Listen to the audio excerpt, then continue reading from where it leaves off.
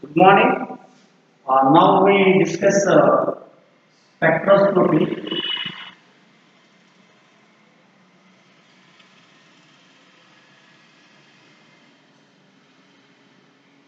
8C1. Okay. 8C1 spectroscopy techniques. In spectroscopy techniques, in the last class we discussing Woodward phasor rules. Woodward phasor rules for the calculation of dienes and trienes, saturated hydrocarbons, dienes and trienes. Okay. So here in which what is the diene? This is called the diene. Acyclic diene, cyclic diene, homoannular and heteroannular dienes. Heteroannular dienes. So in which we discuss diene system and later we discuss alpha beta unsaturated carbonyl compounds. The next one is alpha beta unsaturated carbonyl compounds.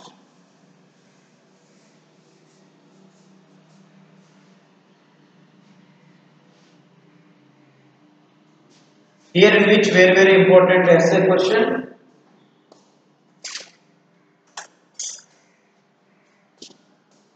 Here in which the important, very important question is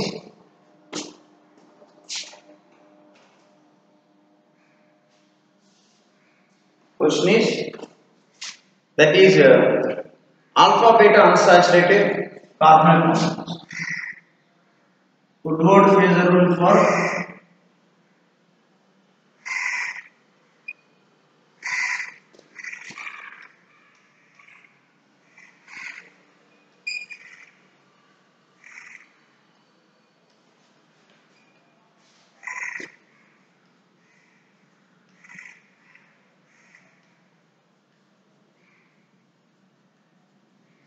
unsaturated carbonyl compounds.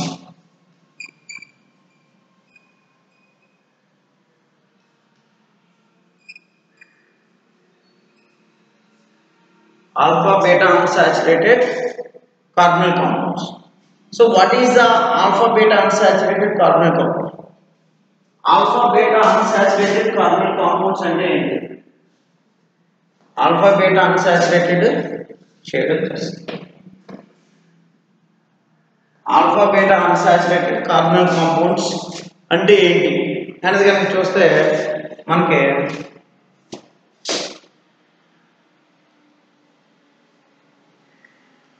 మనకి ఏదైతే organic molecule లో CO అంటే carbonyl group అని అంటాం. ఇది CO carbonyl group. ఇప్పుడు ఈ carbonyl group కి ఎడ్జెంట్ గా ఏదైనా డబుల్ బాండ్ గా ఉంటే ఇప్పుడు కార్బొనైల్ కి ఎడ్జెంట్ గా ఉన్న కార్బన్ ని ఆల్ఫా కార్బన్ అన్నాం. కార్బొనైల్ కి ఎడ్జెంట్ గా ఉన్న కార్బన్ ని ఆల్ఫా కార్బన్ అన్నాం. ఆల్ఫా కార్బన్ కి ఎడ్జెంట్ గా ఉన్నదాన్ని బీటా అన్నాం. ఆల్ఫా కార్బన్ కి ఎడ్జెంట్ గా ఉన్నదాన్ని బీటా అన్నాం. బీటాకి కనుక ఎడ్జెంట్ గా ఉన్న కార్బన్ ఏమంటామంటే గామా. బీటాకి ఎడ్జెంట్ గా ఉందన్నమాట gamma. Gamma ఎడ్జెంట్ delta.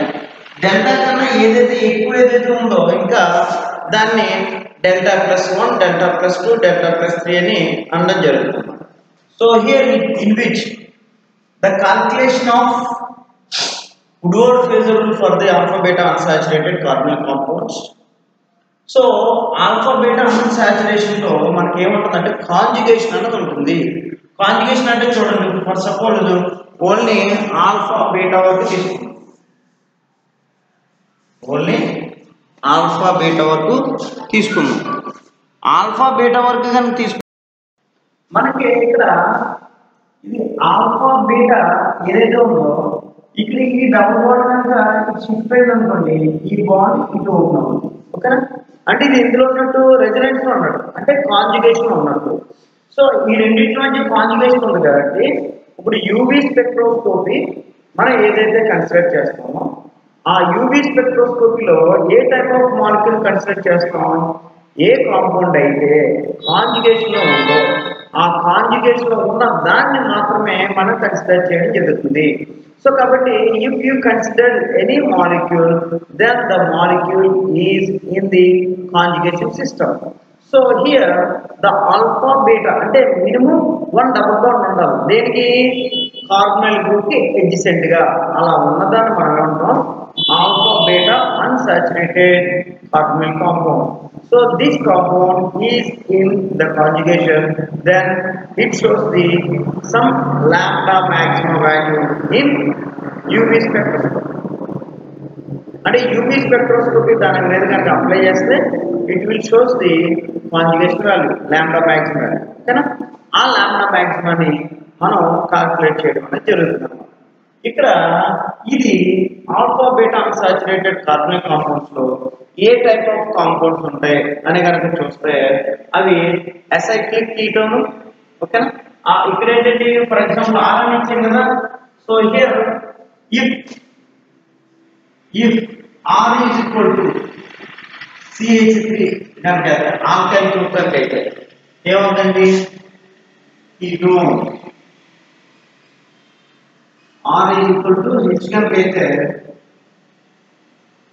Aldehyde. R is equal to OH కనుక అయితే acid. R is equal to OR కనుక అయితే ఎస్టర్. OR కనుక అయితే ఎస్టర్. అంటే మనకి alpha beta unsaturated ketones, alpha beta unsaturated aldehydes and alpha beta unsaturated acids and alpha beta unsaturated esters. So ఈ విధంగా మనం కనుక చూస్తే ఈ alpha beta unsaturated carbonyl compounds అనేది ఈ విధంగా మనకి కీటోన్స్ కానీ ఆల్డిహైడ్స్ కానీ యాసిడ్స్ అండ్ ఎస్టర్స్ ఫామ్ లో మనకు ఉండడం జరుగుతుంది. ఓకేనండి? సో ఇప్పుడు దీంట్లో వాల్యూస్ దేని వాల్యూ కనుక చూస్తాం. ఇప్పుడు ఇందులో మనకి అసైక్లిక్ సైక్లిక్, అసైక్లిక్ కీటోన్ ఉంటుంది, సైక్లిక్ కీటోన్ ఉంటుంది, అసైక్లిక్ ఆల్డిహైడ్ ఉంటుంది, సైక్లిక్ ఆల్డిహైడ్ ఉంటుంది. మరి సపోజ్ దీన్నే ఇక్కడ రాయొచ్చు.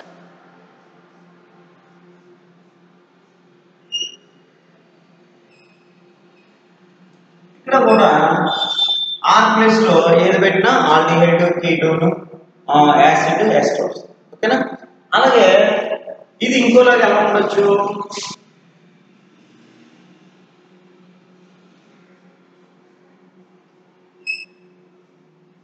ఇలా కూడా ఉండొచ్చు కదా. ఇది ఇప్పుడు cyclic ketone. Here also alpha beta unsaturated ketone, alpha beta unsaturated ketone. So for example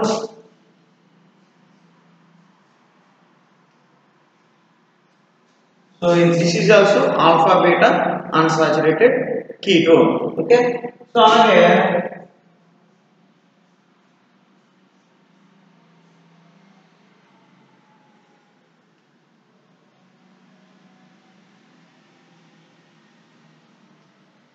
alpha beta gamma delta.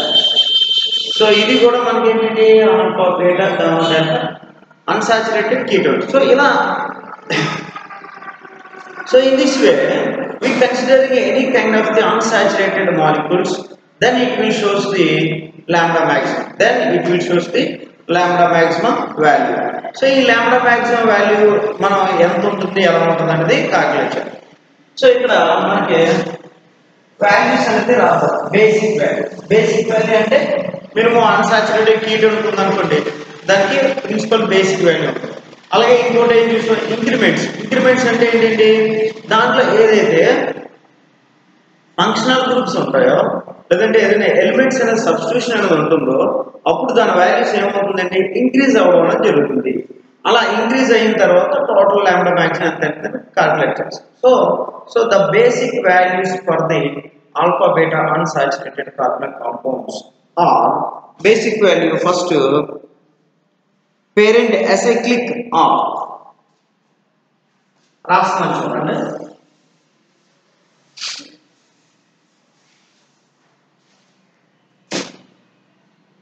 Parent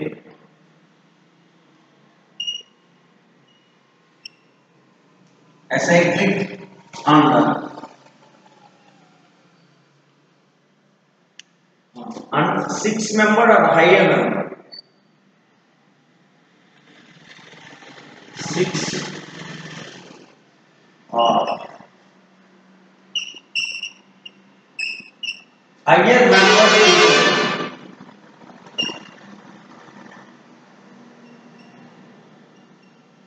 value is 250 nanometer. 250 nanometer. ఓకేనా? అంటే బేసిక్ పేరెంట్ అసైక్లిక్ అంటే సైక్లిక్ కాదు. Okay, and 6 and higher member 6 member కానీ లేదా hire acyclic కానీ ఏదైనా, అందుకని 7 member 8 member అయినా సరే కానీ దాని బేసిక్ వాల్యూ ఎంతండి? 250 nanometres. Next parent 5 member ring ketone. Parent 5 member అంటే ఏంటండి?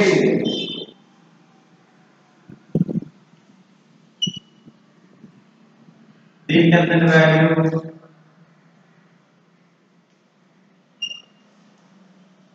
202 nanometres. Next aldehyde.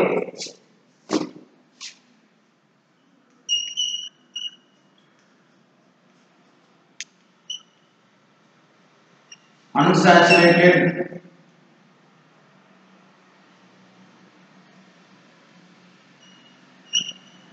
aldehyde 207.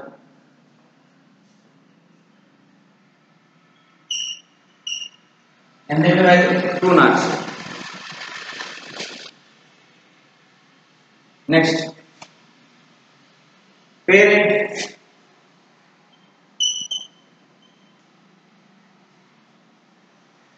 alpha beta unsaturated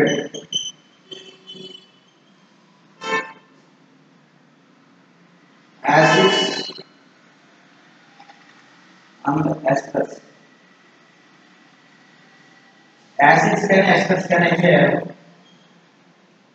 195 nanometers. ఓకేనా? ఇవి బేసిక్ వాల్యూస్. అంటే parent acyclic 6 and higher member ketone ఎంత అండి? 250 నానోమీటర్స్. అదే పేరెంట్ 5 మెంబర్ రింగ్ కీటోన్ ఎంత? 202 నానోమీటర్స్. అలాగే parent alpha beta unsaturated carboxylic aldehyde ఎంత అండి? 207 నానోమీటర్స్. అలాగే parent alpha beta unsaturated carboxylic acids or esters అయితే ఎంతండి? 195 నానోమీటర్స్. ఇవి బేసిక్ వాల్యూస్. ఇవి ఏంటండి? Basic values. Basic values for the alpha beta unsaturated carbonyl compounds. ఓకేనా? ఇప్పుడు మనం చూడవలసింది ఏంటంటే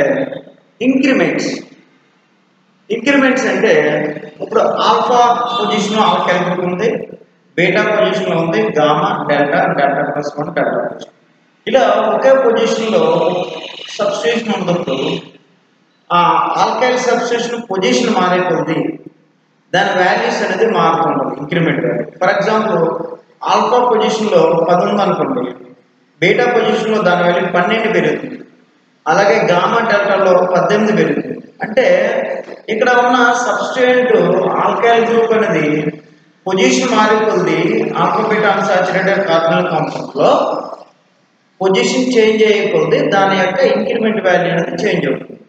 ఆ విధంగా రిమైనింగ్ ఆల్కైల్ కానీ లేదంటే OH కానీ NH2 కానీ SH కానీ ఇలా థయోఆల్కైల్ కానీ ఇలా డిఫరెంట్ కైండ్స్ అసైల్ గ్రూప్స్ కానీ సబ్స్టిట్యూయెంట్స్ ఉంటే దాని వాల్యూ ఏ విధంగా మారుతుంది ఏంటనేది మీకు టేబులర్ ఫామ్లో క్లియర్గా ఎక్స్ప్లెయిన్ చేస్తాం. ఓకేనండి?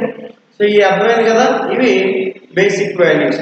మీకు అడుగుతాడు question, write about the Woodward measurable for calculation of alpha beta unsaturated carbonyl compounds. అడిగినప్పుడు సో అవి ఇలా ఈ విధంగా రాయవలసి ఉంటుంది.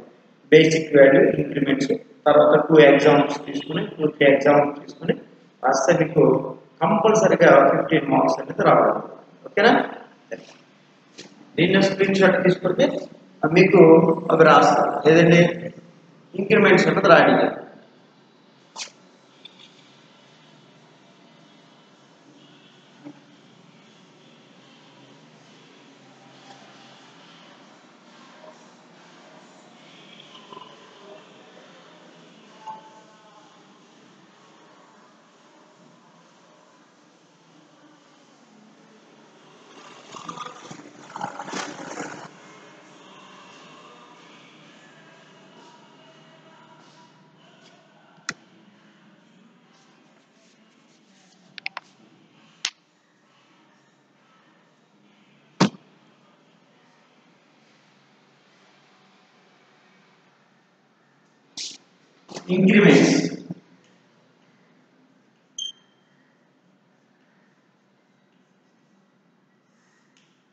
ఇంక్రిమెంట్స్ లో first functional group alpha position, beta position, gamma position, delta.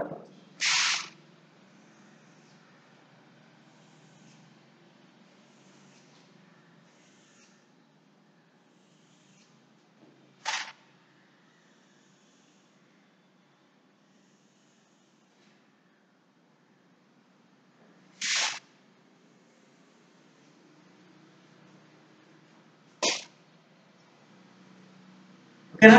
First alkyl group CH ఆల్ఫాలో 10, బీటాలో 12, గామాలో 18, డెల్టాలో 18. ఓకేనా? 10, 12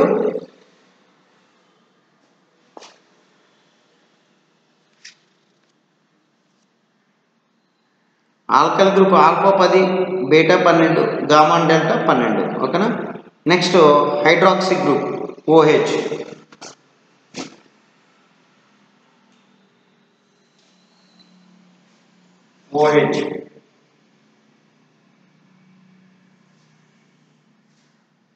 OH లో alpha 35, beta 30.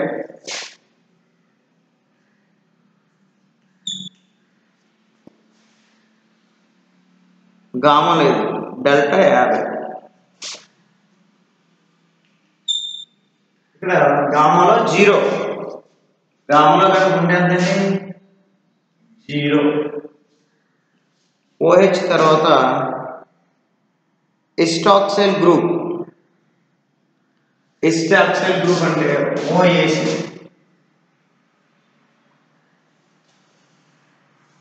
OACలో alpha, beta and gamma +6.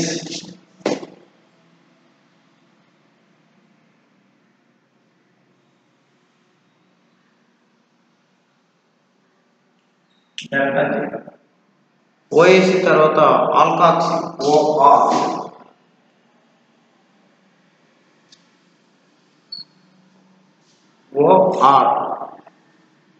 Alpha 35,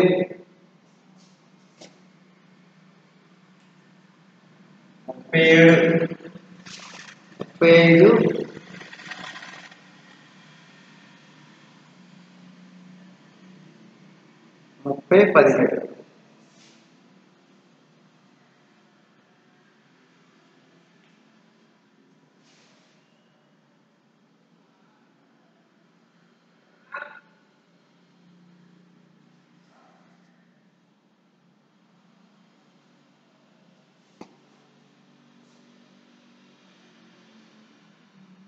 delta 31.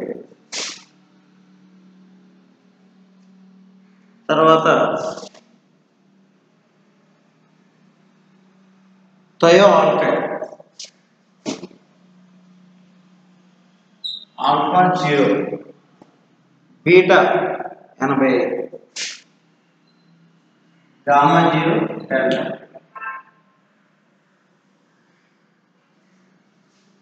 Next, dialkyl imine. Dialkyl imine. Dialkyl imine లో 95 in beta 0 0 0. Next, dialkyl తర్వాత chlorine. Chlorine.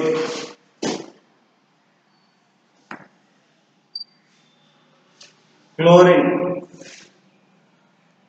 Chlorine alpha 15 beta 12. 0 0. తర్వాత bromine. Bromine. Bromine alpha 25 beta 30. 0 0.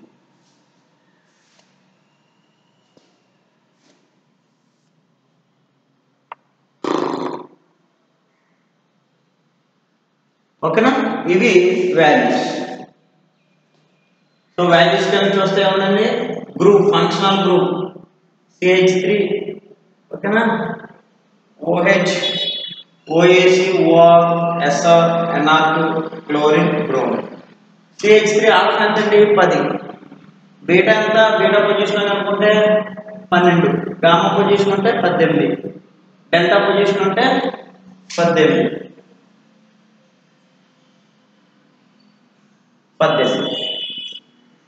అలాగే OH group కనుకుంటే alpha position 35, బీటాలో ఉంటే 30, గామాలో ఉంటే 0, డెల్టాలో ఉంటే 50. అలాగే OAC group అనేది అంటే OCOCH3 ఎస్టాక్సీ గ్రూప్ అంటాం. OAC అంటే ఎస్టాక్సీ గ్రూప్ ఎంతండి 6 6 6 0. అండ్ OR అంటే ఆల్కాక్సీ గ్రూప్, ఆల్ఫాలో ఉంటే 35, బీటాలో ఉంటే 30, గామాలో ఉంటే 17, డెల్టాలో ఉంటే 31. అలాగే థయో ఆల్కైల్ SR అంటే ఏంటండి, SR మీన్ S అంటే థయో గ్రూప్ అంటే సల్ఫర్ ని థయో అంటాం, SR అంటే థయో ఆల్కైల్, SOH అంటే థయో ఆల్కహాల్ అంటాం. ఇక్కడ thio alkyl SR alpha 0, beta 85, gamma 0, delta. అలాగే NR2 అంటే డైమిథైల్ ఎమిన్, డైఆల్కైల్ ఎమిన్, ఓకేనా, డైఆల్కైల్ ఎమిన్ ఎంతండి సెకండరీ ఎమిన్ ఎంత, alpha 0, beta 95, gamma 0, delta. Chlorine ఆల్ఫాలో ఉంటే కనుక 15, బీటాలో ఉంటే 12, గామాలో ఉంటే 0, డెల్టాలో ఉంటే 0. అలాగే బ్రోమిన్ ఆల్ఫాలో ఉంటే 25, బీటాలో ఉంటే 30, గామాలో ఉంటే 0, డెల్టాలో ఉంటే 0. ఓకేనండి. సో ఇవి కాకుండా ఇంకేముంటాయి మనకు,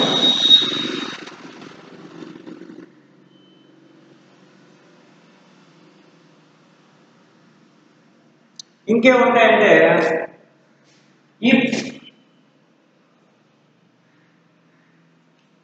ఎగ్జోసైక్లిక్ double bond is present +5 nanometers.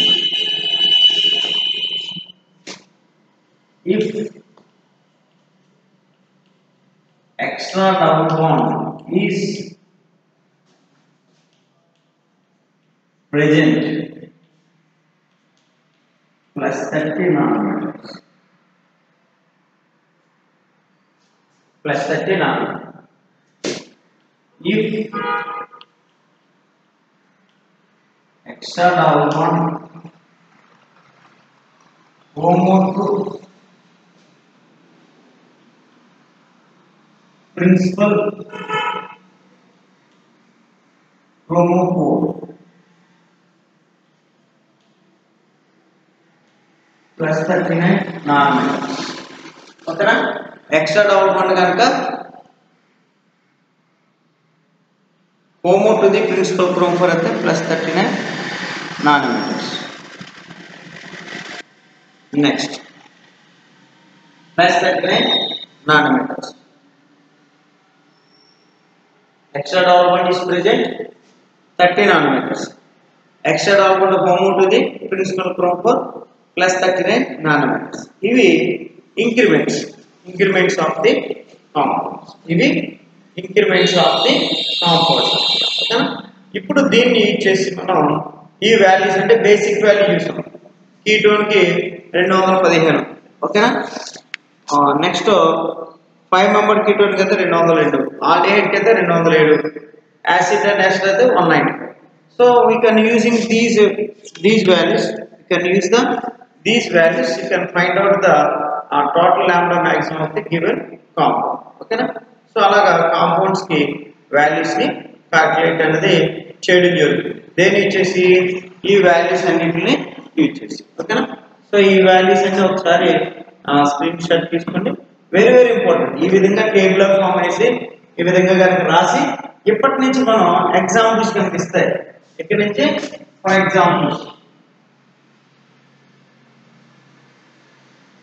Examples of the calculation of the alphabet answers carbon compounds అని మనం ఒక 2-3 కాంపౌండ్స్ కనెక్ట్ చేస్తే మీకు ఎస్ఐకి ఫుల్ మార్క్స్ పడడం జరుగుతుంది. ఓకేనా? సో ఇది రాసుకోండి. నెక్స్ట్ క్లాస్లో ప్రాబ్లమ్స్ ఎలా చేయాలనేది చెప్తాను. Thank you.